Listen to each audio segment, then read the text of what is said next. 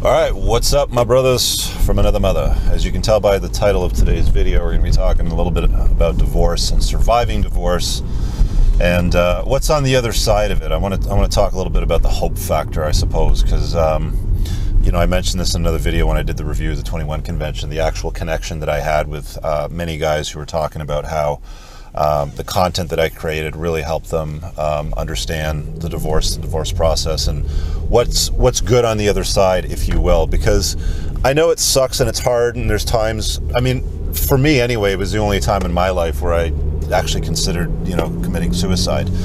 I've mentioned this before. It's not a new topic for those of you that have watched my channel, but I'm hoping this moves the bar on some of your lives, some of you guys right now that are stuck, that are like, is there any light at the end of the tunnel? You don't see the light at the end of the tunnel.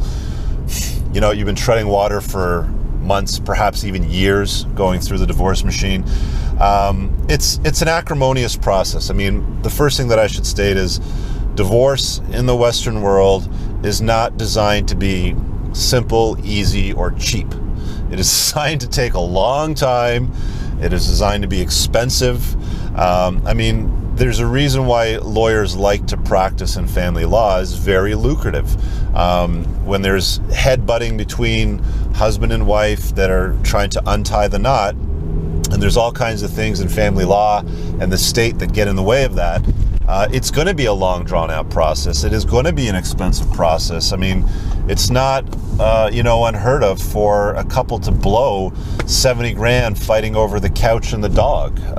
It just happens. So one of the things I suppose that you can do as a guy that's kind of going through this process, asking these questions of yourself and maybe friends around you, is understand that it is a process. It is a different process for everybody, and Bob's process may not apply to you. Kevin might have had a different experience. Steve maybe had an easier experience, and Chad had the hard one. You never know. The thing that you got to understand is there is a light at the end of the tunnel if you stick with it. The bottom for most men in most men's lives is always going to be some variation or some version of what happens with the divorce machine in North America. Probably also in Western Europe, it's a very similar experience. So accepting of what you're going through, accepting that you're no longer in control. One of the hard things that I had to deal with was, for me, I got divorced a few years after, like a very steep hypergrowth curve in my business. I was recognized 3 times by 2 different publications for a fast, profitable business in Canada.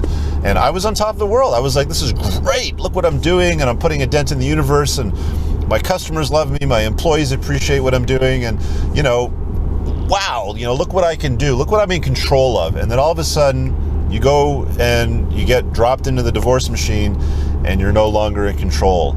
It's like being, a fish bobber floating around in a whitewater river, for example. You have no control of where you're going. You have very little control. The control that you want to maintain is keeping your head above water. That's really the ideal condition, is when you're going through a divorce, keep your head above water so that you can breathe. That means taking care of yourself. That means making sure self-care is a priority. You're eating well, you're exercising. You understand that you're just a fish bobber ripping down the whitewater rapids. And at some point, you're going to get spit out the other end to this calm, clear water, turquoise pond, hopefully. Now, everybody's divorce experience is going to be different. Some people are going to, be doing it to what they would, describe as a witch, for example. I've heard guys say that. I've heard other guys say, it really wasn't that painful. It's mostly guys that don't have kids, or the kids have grown up and left the house, where it's a lot less complicated. Typically during the divorce proceedings, if there's acrimony, if there's headbutting, there's going to be a weaponization of the children, and it's not usually done by the father. Unfortunately, the way family law is written, it's often weaponized by the mothers. I know people will disagree in the comments. There's always that one woman that says, I was the one ended up paying child support. Okay, well, you're like one of 100. The other 99 guys got ringed through the divorce machine and are probably living in their parents' basement 3 months after the papers were signed, throwing all the money at the equation. So With that being said, guys, yeah, there is a light at the end of the tunnel. One of the things that people don't usually talk about when it comes to divorce and the other side is there is another side, and it's a lot better than where you are right now. I'm not going to say it's better than, not getting married and having made that bad choice and gone through the, spit out through the divorce machine. It's better than what you think. You have flexibility, you have freedom. I always talk to guys about aiming for a shared custody arrangement. Whatever that looks like, where you live, in your state, in your province, wherever you are in the world, you want to, if you can, share custody of the children. That should be your main goal. That's not always possible for some guys. Some guys travel a lot. They're consumed in their business. Okay, that's a choice you got to make. That's a call that you got to make. But at the end of the day, my statement, I hold firm to it, is you want to try to share parenting responsibility of your kid or your children if that matters to you. It allows you to control a lot of the components of their upbringing, where they're going to live, and the flow of money. The whole economics of parenting are more within your control, and to the benefit of the children as well. That's the main thing, to the benefit of the kids.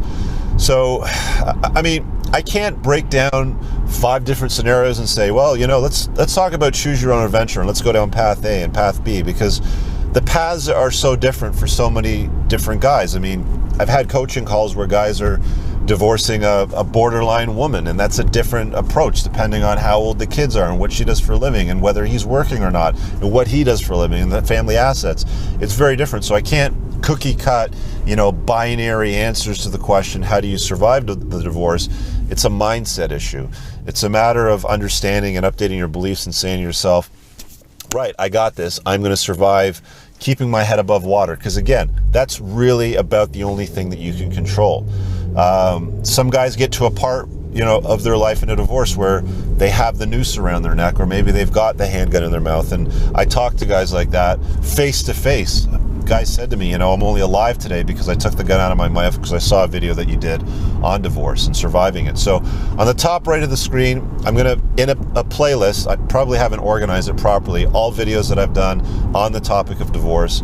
So they're worth looking through beyond this video to try to comprehend and grasp potentially what it is you're going through, and to answer questions out about what is, to be expected and what's on the other side.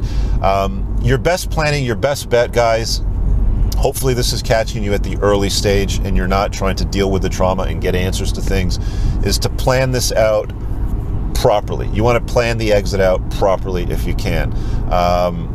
I've got some stuff in that on my playlist. You can always book a call with me one-on-one to get some coaching on it, because everybody's scenario is unique. But ideally, you want to plan it from the early stages. If you've gotten in a situation where she's taken the kids and she's moved over to her parents' house and she's accused you of being abusive, or you have physical threat tendencies, you're in a different scenario. Okay, but again, the point of this, gentlemen, is I want to emphasize there is a light at the end of the tunnel. It might be a pinhole, it might be a floodlight for you, depending on where you are right now, but there is a light at the end of the tunnel. The whitewater treachery that you're going through right now, just trying to keep your head above water, does end. Every set of rapids ends.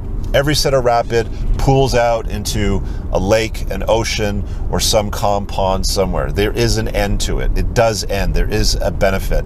And at the end of the day, no matter how bad your situation is right now, I've said this before, there's some guy out there that would trade his life for yours right now.